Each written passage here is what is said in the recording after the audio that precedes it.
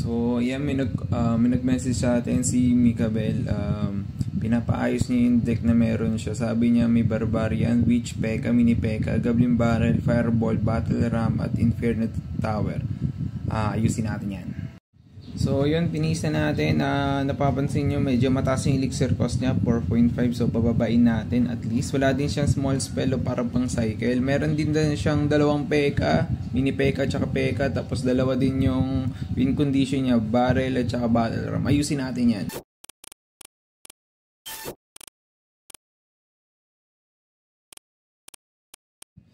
So yun, naayos na natin, napababa na natin yung elixir cost, tapos nagkaroon lang tayo ng isa lang win condition, Battle Ram evolved na yan, tapos meron na rin tayong Barbarella tsaka Arrows for defense, small spell yan, maganda yan, tapos meron tayong minions, pang sustain lang ng depensa, tsaka pang cycle na Ice Spirit, ayun, hindi ko lang maturo, pero yun na yun. Maganda rin yung pandepensa yung guards in case man na kailangan natin ng burst damage, meron tayong P.E.K.K.A, hindi natin in-evolve kasi hindi naman kagad nakaka-breakthrough yung P.E.K.K.A, so mas gugustuhin kung which yung gawin nating evolve. So try natin.